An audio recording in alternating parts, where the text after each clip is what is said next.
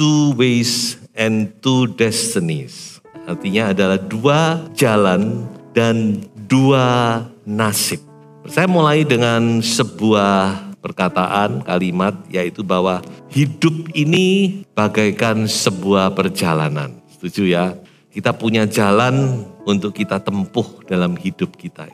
Hidup ini bagaikan perjalanan. Nah, perjalanan tentu ada ujungnya, bukan? Itulah sebabnya kita harus memilih jalan yang tepat supaya berujung di tempat yang tepat. Mengapa demikian? Karena firman Tuhan berkata ada dua jalan yang disangka lurus, nah, tapi ujungnya berbeda. Itulah sebabnya kita harus memilih jalan yang benar.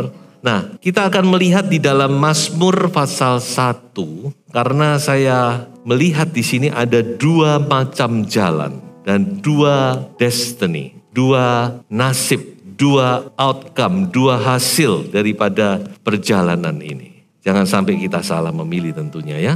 Yang pertama, jadi ada Mazmur pasal 1 ini 6 ayat dan dibagi menjadi dua bagian. Pasal 1 sampai 3, kemudian pasal 4 sampai 6. Di ayat 1 sampai 3, kita melihat adanya jalan orang benar. Coba kita mau lihat bersama, kita mau belajar bersama. Ayat yang pertama berbunyi, berbahagialah orang yang tidak berjalan menurut nasihat orang fasik, yang tidak berdiri di jalan orang berdosa, dan yang tidak duduk dalam kumpulan pencemooh. Kita tahu bahwa Mazmur itu adalah karya puisi yang luar biasa. Mazmur itu banyak sekali menolong kita, membantu kita, saudara. Mudah sekali untuk dibaca. Dan Mazmur itu berupa doa. Jadi dari 150 pasal, termasuk kumpulan kitab yang panjang sekali. Nah, yang sangat memberkati kita, bahwa ternyata Mazmur itu dibuka dengan satu kata, yaitu kata berbahagialah. Senang ya, hidup anak Tuhan itu dimulai dengan kebahagiaan. Amin. Jangan jadi beban jadi anak Tuhan. Karena di dalam kehidupan orang percaya itu kita menerima kebebasan penuh. Kita benar-benar dilepaskan dari segala belenggu. Kita hidup dalam kebahagiaan bersama dengan Yesus. Jadi katakan berbahagialah. Dalam bahasa aslinya dikata diberkatilah. Kehidupan anak Tuhan itu dimulai dengan berkat, dimulai dengan kasih karunia, dan terus dari kasih karunia kepada kasih karunia. Grace upon grace. Itu kehidupan kita. Dari kasih karunia, dari berkat, dari kemurahan, dari kebaikan Tuhan. Kita dibawa kepada kebaikan Tuhan. Dan terus kita dibawa terus. Makanya kita ini paling bahagia. Orang paling bahagia itu orang yang mengenal Yesus. Amin. Berbahagialah. Jadi kalau kita punya hubungan dengan Tuhan itu kita berbahagia. Karena Mazmur itu adalah satu doa. Doa itu menghubungkan kita dengan Tuhan. Tidak kebetulan kata berbahagia itu dalam bahasa asli dipakai kata asyir. Dan kata asyir itu berasal dari kata syir atau syar. Yang artinya adalah tali. Kalau kita renung-renungkan, loh, apa kaitannya bahagia dengan tali? Nah ini ayatnya, saudara. Saya bacakan ya. Dan bila mana seorang dapat dialahkan, dua orang akan dapat bertahan. Tali 3 lembar tak mudah diputuskan. Apa tali 3 lembar ini? Saya yakin ini bicara tentang suami, istri, dan Tuhan. Kalau sudah tahu orang membuat tali zaman dulu ya, itu dari benang-benang atau dari serabut yang ujungnya diikat, ya toh? Ujungnya diikat kemudian dipilin satu dengan yang lain sehingga menjadi sebuah tali. Kalau 2 dibanding 1 serabut tentu 2 lebih kuat. Apalagi kalau 3, saudara, maka dikatakan tidak mudah diputuskan. Jadi kalau hubungan kita, saya sekarang beralih kepada keluarga ya. Kalau hubungan dalam sebuah rumah tangga itu menyatu, sepakat. Ada ayatnya, kalau orang sepakat itu apa yang diminta Bapak kabulkan. Apalagi kita ada Yesus di tengah-tengah kita, kita menyatu, maka kita akan berbahagia. Dan kita tidak akan mudah dikalahkan oleh berbagai masalah kehidupan. Memang hidup ini banyak masalah, ya, dan masalah itu kadang-kadang datang tanpa diundang. Masalah ekonomi, masalah sakit penyakit, masalah dengan keluarga, dengan mertua, ya, dengan anak, macam-macam, saudara-saudara. Tapi percayalah, kalau ada Yesus di tengah-tengah kita, kita akan berbahagia dan diberkati. Amin. Kita tidak akan mudah dikalahkan. Itu yang pertama, kata berbahagia. Yang kedua, kembali kepada ayat 1 tadi, perhatikan ada 3 kata kerja di sini, yaitu kata berjalan, berdiri, duduk. Berjalan, kemudian berdiri, dan kemudian duduk. Dan saya katakan ini adalah sebuah perkembangan hubungan, relationship kita. Baik dengan Tuhan, baik dengan sesama. Dikatakan kita ini berjalan dulu kan. Sebelum kita kenal lebih jauh, berjalan. Murid-murid dari Yerusalem, 2 orang murid berjalan ke Emmaus dan Yesus ada di tengah-tengah. Sambil berjalan tuh kita ngomong-ngomong, ya. Nah kalau omongannya seru, kita berdiri. Saudara ya, mulai ngomong lagi lebih serius. Kalau orang timur, wah sudah pamit, nanti di pintu gerbang berdiri itu bisa 1 jam di situ. Berjalan, berdiri, dan kemudian duduk. Ini sebuah pergaulan saya katakan. Makanya di sini dikatakan jangan sampai kita salah bergaul. Berjalan, berdiri, duduk dalam kumpulan orang fasik, kumpulan orang pencemooh. Jadi kita diberi nasihat di awal daripada kitab Mazmur, ternyata pergaulan itu sangat penting. Ada satu ayat di dalam 1 Korintus juga bicara tentang pergaulan, kan? Dengan siapa kita bergaul itu kita juga harus berhati-hati. Ya, tentu kita boleh berteman dengan siapa saja, tapi kita harus juga bijaksana. Karena firman Tuhan jelas berkata, kalau sudah baca Amsal, dikatakan kalau kita bergaul dengan orang pemarah, kita akan jadi pemarah. Itu ada ayatnya. Coba sudah nanti cari di Amsal ada. Nggak sadar, kalau kita pergi bergaul dengan orang marah, dia akan marah. Orang tukang marah itu nanti setir sedikit diselip orang marah-marah, maki-maki ya toh. Nanti sampai di lampu merah, ada mobil di depan, tidak berangkat-berangkat, marah-marah. Nah, kita tidak sengaja kita akan jadi orang yang emosian juga, terbawa. Kalau saudara bergaul dengan orang yang negatif perkataannya, pasti nanti akan jadi negatif. Itu tidak sengaja mempengaruhi kita. Saudara. Apalagi orang yang banyak omong, itu mempengaruhi itu. Saudara bergaul dengan orang yang cabul, perkataannya selalu menjurus kepada hal-hal yang porno, nanti saudara akan ketularan. Makanya bicara pergaulan itu bukan hanya anak-anak muda yang perlu memperhatikan, orang tua juga kita harus memperhatikan. Jadi pergaulan kita ini sangat menentukan. Ada ahli jiwa berkata pergaulan itu membentuk habit, membentuk kebiasaan. Dan kebiasaan itu akan membentuk karakter.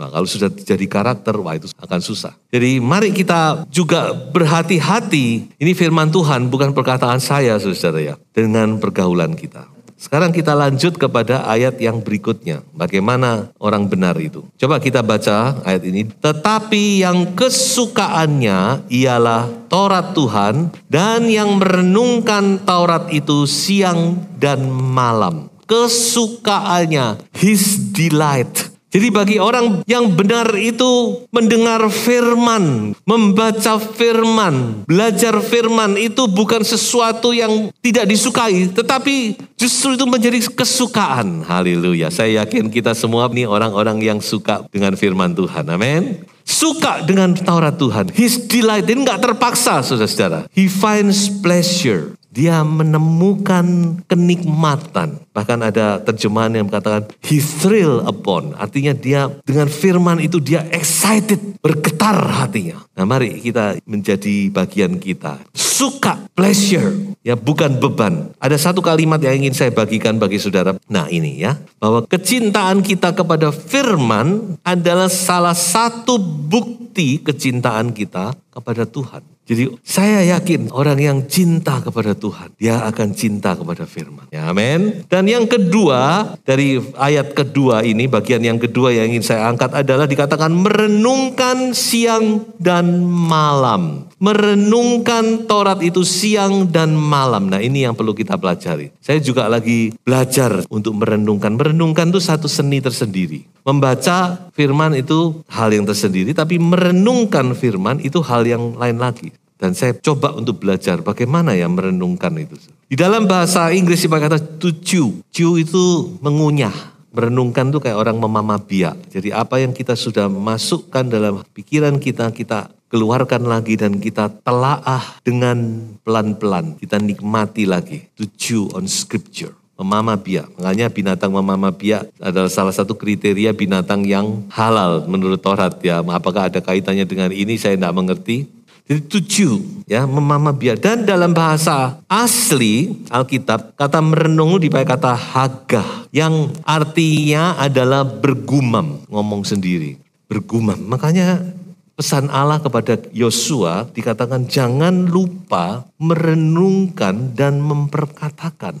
Mungkin ini ada kaitannya di sini ya, merenung dan memperkatakan firman. Firman itu kita omongkan lagi. Kita kunyah dengan pikiran kita. Apa artinya ini ya? Nah, dikatakan orang yang merenungkan firman siang dan malam, apa yang akan menjadi berkat bagi orang tersebut? Coba kita lihat ayat yang ketiga, outcome-nya, hasilnya, ia seperti pohon yang ditanam di tepi aliran air, yang menghasilkan buahnya pada musimnya, dan yang tidak layu daunnya. Apa saja yang diperbuatnya berhasil. Janji Tuhan yang luar biasa. Jadi ayat ini jelas mengatakan bahwa Tuhan mau saudara dan saya berhasil. Berhasil dalam keluarga. Jadi berhasil itu jangan hanya diukur dari uang ya saudara. Keberhasilan itu bukan hanya diukur dari sisi ekonomi. Ada banyak orang berhasil dalam hal ekonomi tapi dia gagal di sisi-sisi yang lain. Mungkin gagal dalam rumah tangga, gagal dalam mendidik anak, gagal dalam macam-macam. Terutama gagal secara rohani ya banyak. Tapi saya yakin dan percaya kalau Tuhan berkata berhasil, itu benar-benar lahir dan batin. Haleluya. Jasmani dan rohani diberkati Tuhan. Ya tidak akan pernah mandul, kering, tidak menghasilkan buah. Tetapi dia akan menghasilkan buah-buah yang dikatakan oleh firman Tuhan yang menyenangkan hati Bapa. Satu ayat ya, dalam Yohanes pasal 15 katakan, aku menyuruh engkau pergi supaya engkau menghasilkan buah. Ini kan kehendak Tuhan bagi setiap kita, saudara. Supaya hidup kita ini bagaikan tanaman yang subur, yang menghasilkan buah, yang bisa menjadi berkat bagi banyak orang, yang bisa dinikmati oleh banyak orang. Dan itu bagian saudara. Amin. Bagian orang-orang yang benar. Dan itulah saudara dan saya. Nah, sekarang kita melihat jalan yang kedua adalah jalan orang fasik. Mazmur 1 ayat 4 sampai ayat yang ke-6. Ayat 4 berkata, bukan demikian orang fasik, mereka seperti sekam. Pertama dikatakan mereka seperti sekam yang ditiupkan angin. Sekam itu apa? Sekam itu hasil penggilingan padi atau ya hasil penggilingan padi ya. Kayak gabah tapi mungkin lebih halus dari gabah. Gabah masih bisa dimakan ya oleh ternak dan sebagainya. Jadi sekam itu benar-benar tidak berbobot, ringan, mudah hilang. Ditiup angin hilang, tidak berbekas. Dan itulah dikatakan jalan orang fasik. Makanya Mazmur 37 dan 73, ingat ya. Jadi Mazmur itu kadang-kadang berkaitan. Mazmur 37 dan 73. Itu memperingatkan kita, jangan sampai kita ini iri terhadap orang fasik. Kadang-kadang manusia itu kan, waduh ini orang wenak ya. Jangan iri kepada orang fasik. Jangan marah kepada orang fasik. Karena mereka segera layu dikatakan. Sekam.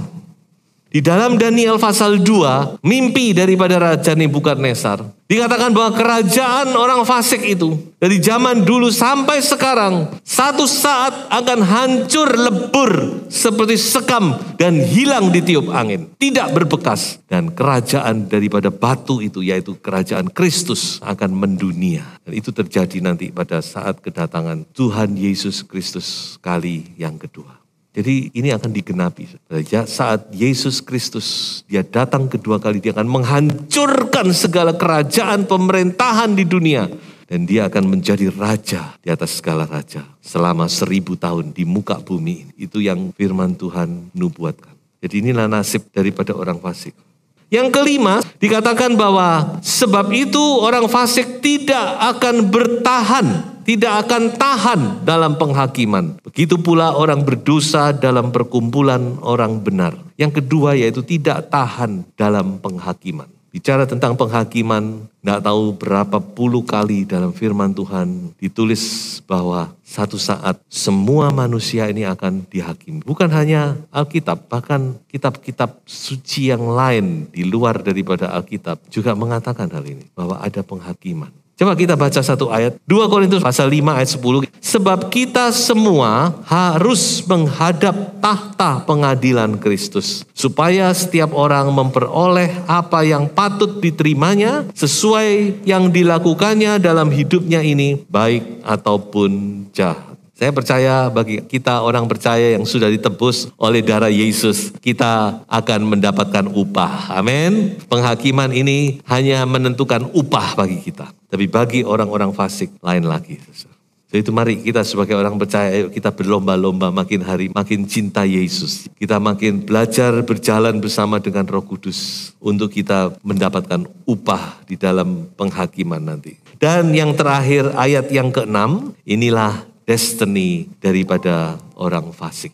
Dikatakan sebab Tuhan mengenal jalan orang benar. Atau kita baca bersama-sama ya. Ada 2 jalan di sini bukan? Sebab Tuhan mengenal jalan orang benar, tetapi jalan orang fasik menuju kebinasaan. Jalan orang fasik, outcome-nya, destiny-nya, nasibnya adalah kematian. Tapi jalan orang benar adalah kehidupan dan kebahagiaan bersama dengan Kristus sampai selama-lamanya. Haleluya.